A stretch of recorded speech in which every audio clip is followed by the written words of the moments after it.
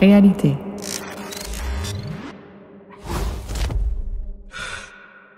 Aujourd'hui, chez Réalité, nous faisons la démonstration du RTC 360 de Leica Geosystems.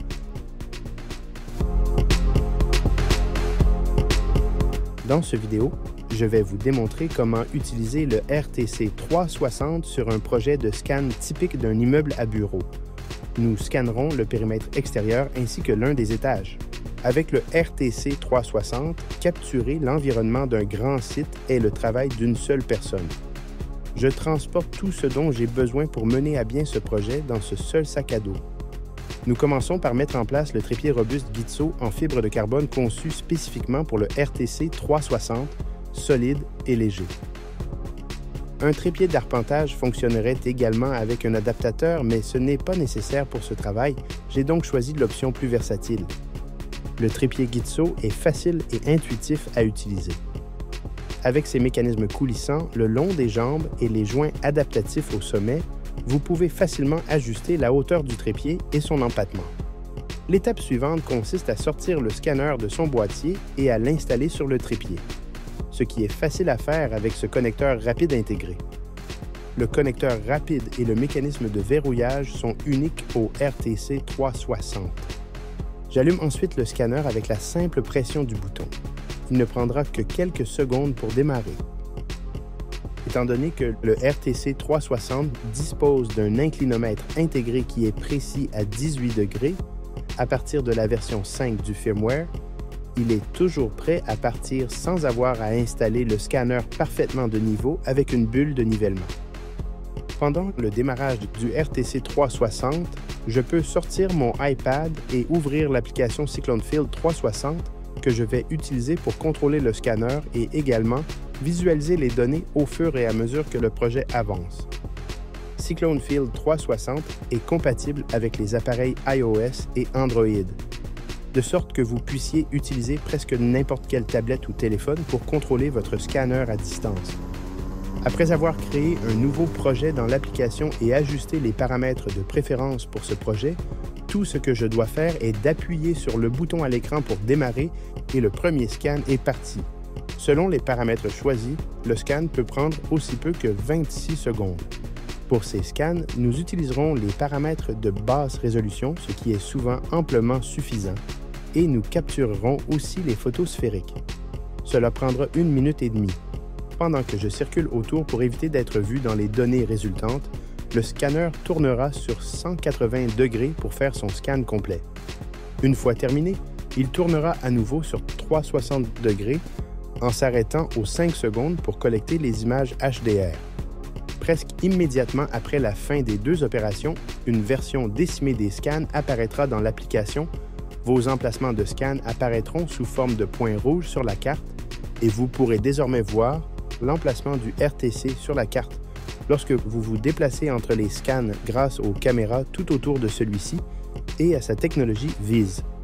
Une fois un scan terminé, vous allez devoir confirmer sa position générée automatiquement en cliquant sur « Lien rapide » puis passer au prochain. Avec ces méthodes de travail, numériser même les sites les plus intimidants devient un processus simple et facile. La maîtrise du RTC 360 est facile même pour un débutant avec peu d'expérience antérieure. Le scanner utilise 2 batteries en parallèle. Lorsque celles-ci sont presque vides, vous pouvez procéder à un changement à chaud, une à la fois, sans qu'il soit nécessaire de fermer le scanner.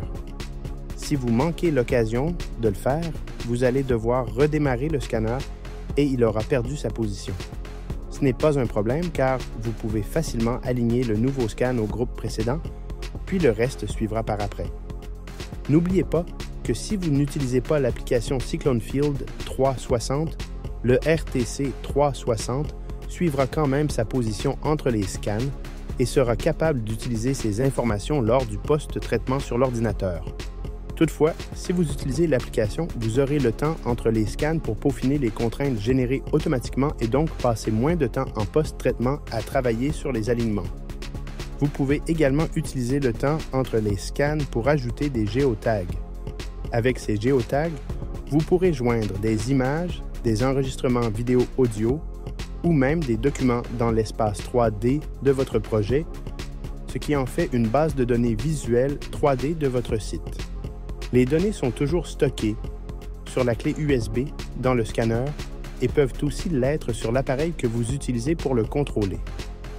Lorsque le projet est terminé, vous pouvez extraire immédiatement la clé USB et commencer à importer vos données sur votre ordinateur.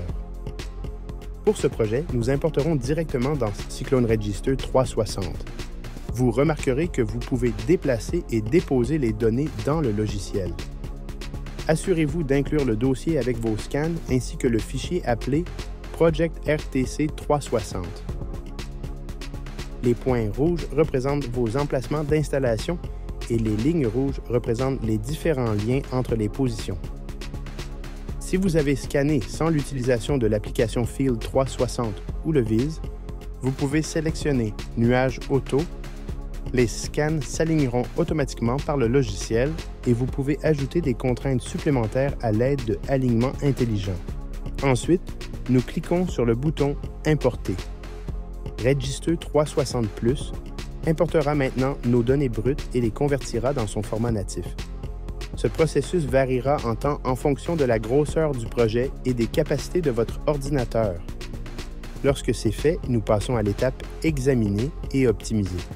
Ici, nous pouvons travailler sur les contraintes entre les scans, soit en peaufinant les liens déjà existants ou en ajoutant de nouveaux. Vous pouvez créer des liens basés sur l'alignement visuel ou encore en faisant correspondre des cibles collectées au terrain. Lorsque je suis sûr que tout est bien aligné, je passe à l'onglet « Terminer ». L'étape suivante consiste à accepter la qualité de l'assemblage du projet. À la dernière étape Rapport, sous l'onglet « Options de publication », je peux choisir parmi tous les types de formats de nuages de points standards pour mon livrable final. Ici, je vais exporter en tant que fichier LGSX que je pourrai ensuite envoyer au client avec l'application gratuite TrueView. Je vais également inclure le rapport d'alignement afin qu'il puisse voir la précision des liens du projet. Nous explorerons Cyclone Register 360 Plus et Cyclone Field 360 Plus en profondeur dans de prochaines vidéos. Consultez les notes ci-dessous pour plus de détails et assurez-vous de nous suivre sur les médias sociaux pour rester à jour sur tout ce qui touche la capture de réalité.